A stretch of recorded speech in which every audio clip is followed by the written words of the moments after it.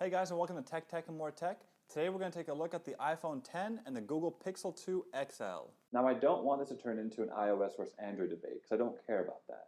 What I want to do is just basically show you guys what the two biggest tech companies have to offer in terms of hardware. I want to take a look at the design and build quality of each device, compare their screens, their cameras, their speakers, and whatever else I can think of. So let's start with build quality. Fundamentally, these phones are made out of similar materials. The Pixel is glass and aluminum, though coated with a nice soft finish material. Meanwhile, the iPhone 10 is glass front and back with a stainless steel band around the edges. The Pixel feels premium and solid, nothing flimsy or cheap about it, and personally I really like the soft touch coating.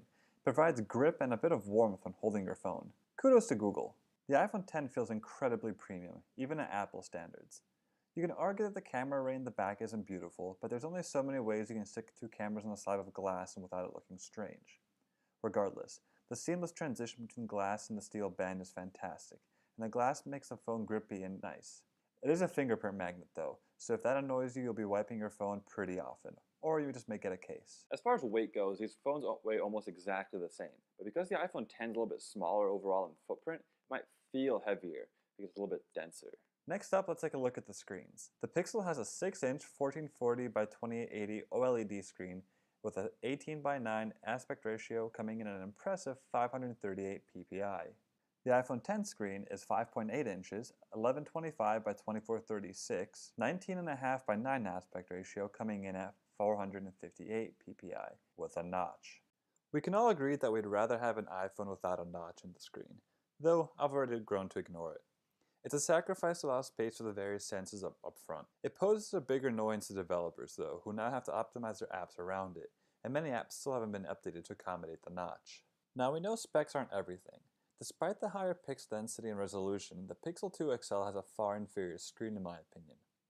OLED screens notoriously suffer from off-axis color shift, and it's very noticeable in the Pixel. The iPhone screen has it as well, but it's not nearly as bad, particularly on the vertical shift. OLED screens typically had very vivid and oversaturated colors to pop and wow users, but both Apple and Google have taken a more subtle approach and calibrated their screens to provide a more realistic representation of colors. Unfortunately, Google went a little bit too far, so their colors tend to look a little too muted.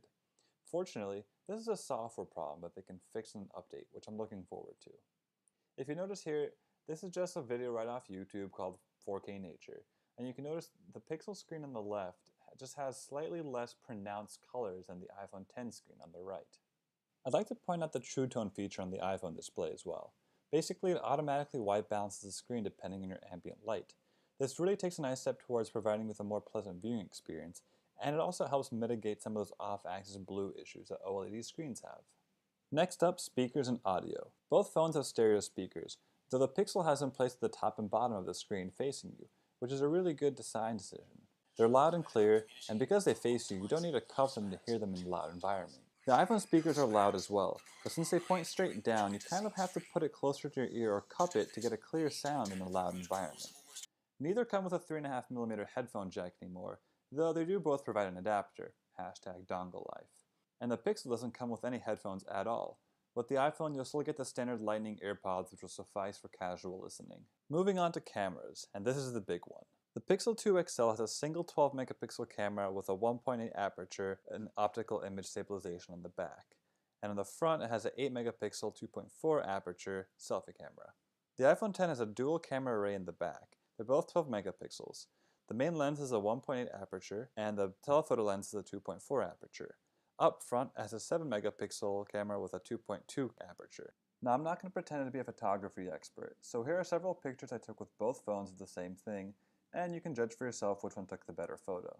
The photo of the leaves here, though, the Pixel photo is actually more accurate in terms of what it looked like in real life, but in terms of what's a better picture, that's a different story.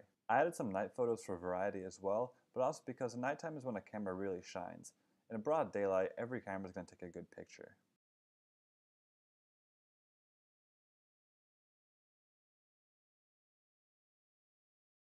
Both phones support portrait mode with a selfie camera, iPhone using the IR sensors, and Google using all the different machine learning they have. The iPhone 10 can film at an impressive 4K at 24, 30, or 60 frames a second, and it can do 1080p at 30, 60, 120, and even 240 frames a second. The Pixel can film at 4K 30 frames a second, 1080p at 30, 60, or 120 frames a second, and 720p at 240 frames a second for super slow-mo. So same thing as with the photos, here's two videos of basically exactly the same thing with a mixture of, panning around, walking, and low light. I think ultimately both phones are going to create great pictures, considering they're all going to end up on Snapchat or Instagram anyways. Next, battery life.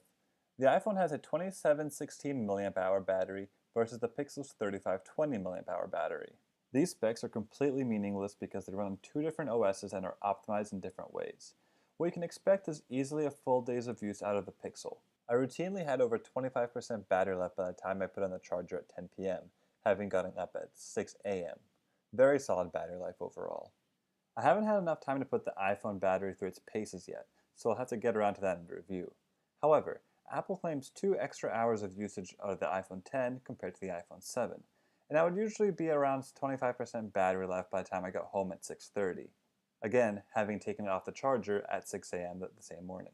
The iPhone supports wireless charging, so I suspect I'll have it on a trickle charger while at work going forward, but due to the aluminum construction of the Pixel, that doesn't support wireless charging. What it does support, however, is fast charging, and technically the iPhone X does as well. However, as I've ranted about before, the iPhone X doesn't come with a fast charger, but requires 2 separate accessories that cost almost $80. Meanwhile, the USB-C charger that the Pixel comes with claims 7 hours of usage out of a 15-minute charge. Take note, Apple. And finally, price and storage. In terms of storage, the Pixel comes in 64 and 120GB variants. Meanwhile, the iPhone X is offered in 64 or 256GB options.